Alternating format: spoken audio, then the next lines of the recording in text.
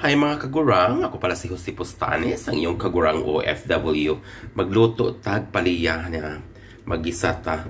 Dalawa akong paliya o mga kagurs, Diyos ko po. Mura ka ning paliya ha, mura ka ng native nga paliya bitaw sa ato, nga manurokras na taran, diba? Natay kamatis, of course ang itlog, no? Di mawa ang itlog. And, yeah. Ito, may ground beef tayo. So, pait man kayo ni paliya ha, o dili mo maayo pagluto, di ba? So pero lutoon nato sa walay pait-pait. I-try nato. Ayan, mainit ang ating kawali. Lagyan natin siya ng kunting mantika. So ayan, unahin mo natin yung kamatis natin. Luto, hindi nagmaayo kamatis para dili madaot gayon ang katuang pagkaon, di ba? Kailangan mag-lutoon, hindi nagmaayo ang kamatis, no? Ito yung kamatis na hindi pa masyado malamig dito sa Middle East. Pero kailangan maluto dito sa maayo. So, ito na natin yung bawang at saka. Yan. Dita-dita lang natin. Ganito lang kasimple mag-luto na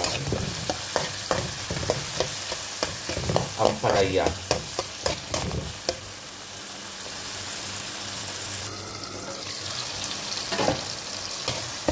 Ito na. Sunod na ito ang ground beef.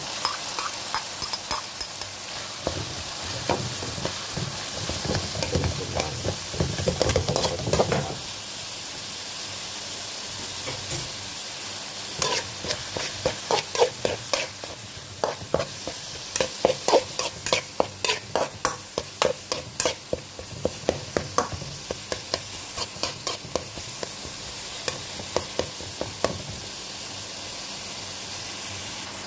Dagdagan natin ng patis. Yan. Kunti lang. Hindi na natin asinan. Unya ang ato ang itlog. Ay. Diba?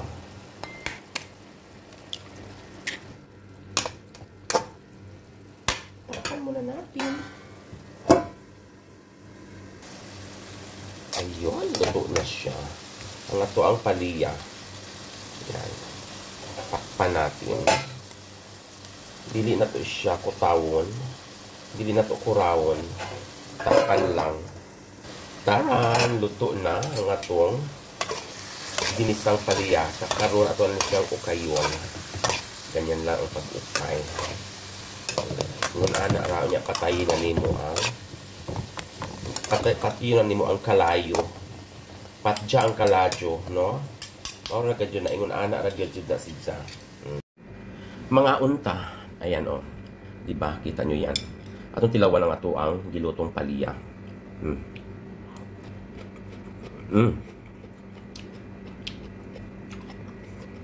Pag di pa ito eh. Kung magluto o paliya no, ingon ana gyud kay inuhar na siyang humulan og kanang asin. Mga ilang minuto, mga 10 minutes.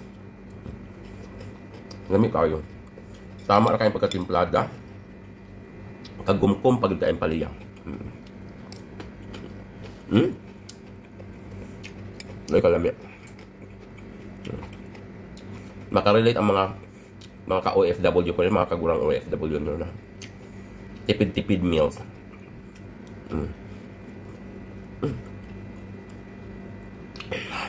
Pagkalami na. Thank you so much for watching. God bless everyone.